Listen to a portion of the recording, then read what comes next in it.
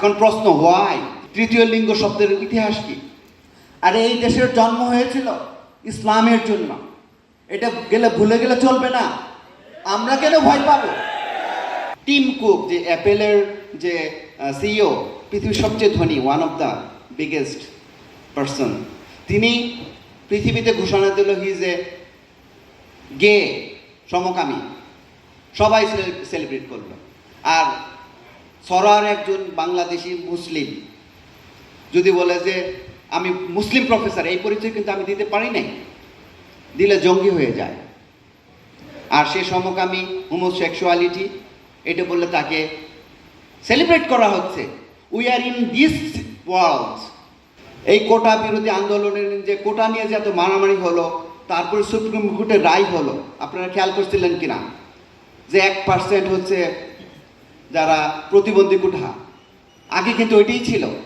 কিন্তু এই সুপ্রিম কোর্টের রায়ের মধ্যে কিন্তু একটা শব্দ ঢোকাই দিছে, প্রতিবন্ধী ও তৃতীয় লিঙ্গ। এখন প্রশ্ন, হোয়াই তৃতীয় লিঙ্গ? তৃতীয় লিঙ্গ শব্দের ইতিহাস কি? সরকারি ডেফিনেশন হচ্ছে লিঙ্গ প্রতিবন্ধী। আর লিঙ্গ প্রতিবন্ধীর মধ্যেই তো ছিল। তাহলে ওরা কেন এই শব্দটা অ্যাড করলো যে প্রতিবন্ধী ও তৃতীয় লিঙ্গ? এই শব্দ দিয়ে মনে হচ্ছে আমরা তো হিজড়া বোঝাচ্ছি। নো, ইটস নট হিজড়া। সেই 1861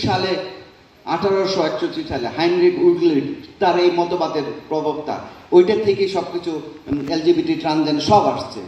এখন এইটা অ্যাড করলো কারা?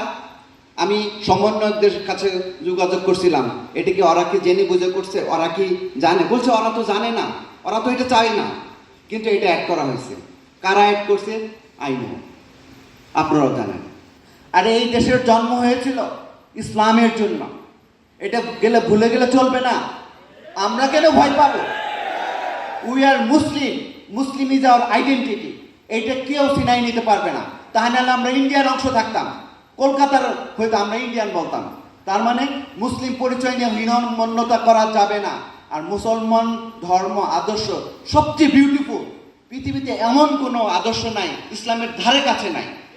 তাহলে কেন আমরা লজ্জা পাই ইসলামের কথা বলতে? এই সরকার ক্ষমতা এসেই বলতেছে খালি ইনক্লুসিভ। শুধু না, জাতিসংঘের প্রধান, ইউরোপিয়ান ইউনিয়ন থেকে যারাই বিদেশ থেকে দেখা করতেছে, ইনক্লুসিভ। আচ্ছা, আমাদেরকে কেন এই শব্দ ব্যবহার করতে হবে? আমরা বাংলাদেশি না? আমাদের নিজস্ব শব্দ নাই? আমরা বলতে পারি সার্বজনীন। যখনই বলবে ইনক্লুসিভ, তখন আমাদের নৈতিক দায়িত্ব, ইমানি দায়িত্ব হবে ইনক্লুসিভ মানে কি বোঝায়, এখানে কি সমকামিতা আছে? এই প্রশ্ন বারবার করতে হবে। ম্যাক্সিমাম লোক পড়াশোনা করে না আমাদের দেশে, বই পড়ে না। দর্শন কি? জেন্ডার ট্রান্সফরমেটিভ এডুকেশন হচ্ছে আমরা যেটি ছেলে মেয়ে যে কনসেপ্টটা দেখি, এটার উল্টা। একজন ছেলে মেয়ে হইতে পারবে, একটা মেয়ে ছেলে হইতে পারে। আজকে আমি সরোয়ার হোসেন যদি ফ্রক পরে আসি, তাহলে আমি মেয়ে। ওইটাই হচ্ছে gender transformative education. UNICEF, WHO, UN সবাই এটাকে প্রমোট করতেছে। এবং আমাদের যে কারিকুলামে, শরীফার গল্পের কারিকুলামে শরীফাতে একটা শব্দ ছিল, ওর চেয়ে আরো 4টা বই ছিল, স্বাস্থ্য সুরক্ষা বই। এখন আমরা শুনলাম এই সরকারের আমলে নাকি নতুন করে ঘোষণা করা হচ্ছে, নতুন করে মানে সংস্কার করা হবে। এই সংস্কার টিমে যে কয়েকজনের নাম দেখলাম, আমি ভয় পেয়ে গেছি। আজকেই শুনেছি যে ট্রান্সজেন্ডার অ্যাক্টিভিটির পক্ষে লড়েছে, ঢাকা ইউনিভার্সিটির তার ভিসি হওয়ার কথা ছিল। আমি ফেসবুকে সচেতনতা করেছি, ওই লোক তো সরাসরি হচ্ছে মিন ভাই।